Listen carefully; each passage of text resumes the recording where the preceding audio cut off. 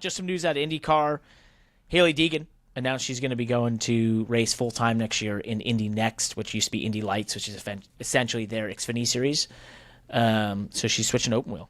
Good luck to her. That's cool. I didn't want to bury this lead. Not that this is the lead by any means, but I didn't want to bury this story because I kind of wanted to point out the respect I have for just this decision, right? Mm-hmm. It's like, hey, change it up. What was happening on the NASCAR side wasn't working.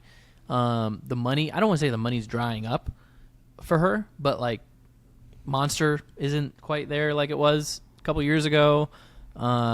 She's had some turnover on sponsorship stuff. So I think that it was just wise and smart, and I respect her management teams and her own decision to say, hey, let's try something new and different that I don't want to say nobody has tried before, but when was the last time you saw a NASCAR driver sort of switch disciplines like that?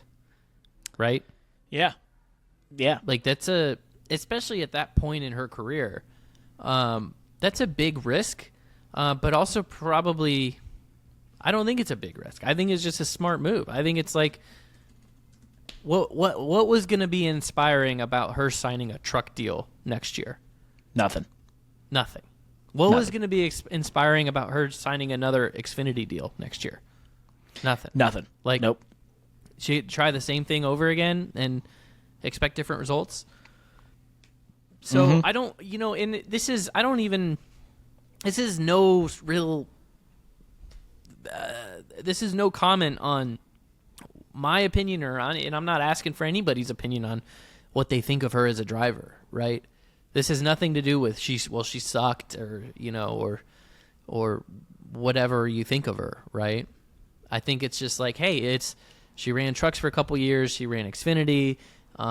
It just didn't work out, but she's an extremely valuable marketing property, right? Yep. And so switch it up, try something different. So good for her, good for her team, good for the people that are funding it, to give it a try. I hope she's successful.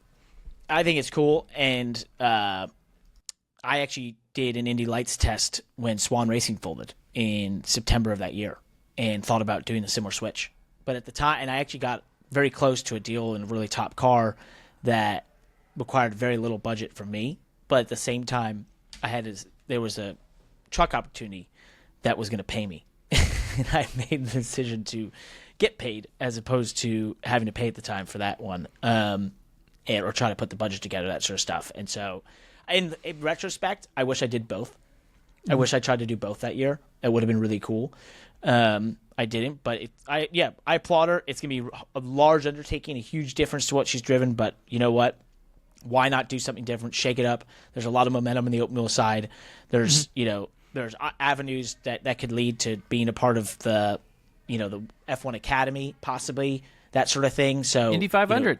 Indy 500, of course. Yep. I just think there's a lot of avenues there that she can work on a road course racing and have a huge opportunity. So speaking of, before we finish here, I wanted to talk about the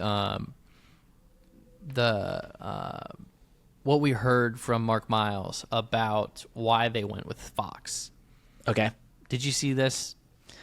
What so is that? there was Mark Miles, IndyCar CEO, was saying that they were offered more money by other networks or by a different network than what it got from Fox Sports, but switched to Fox because the deal with Fox gave the series more exposure. And I don't really have anything more on that. And obviously we're relying on, whatever he said there and trusting what he said. But in all the conversations we've had about media rights deals and how NASCAR on the last two media rights deals have seemingly made this decision to take more money and sort of be part of building up a network. They did that with Fox Sports and NBC Sports. And then they're kind of doing it again with this new media rights deal. They went with the more money and are, trying to build up or be part of the build-up of Amazon and, obviously CW on the Xfinity side.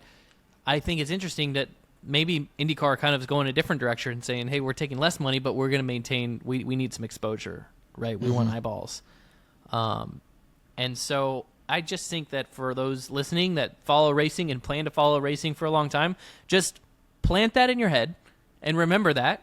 And then let's just remind ourselves of it 5 years from now when IndyCar's maybe redoing their TV deals or we're having another conversation about it. I think it's just an interesting thing that kind of stuck out to me.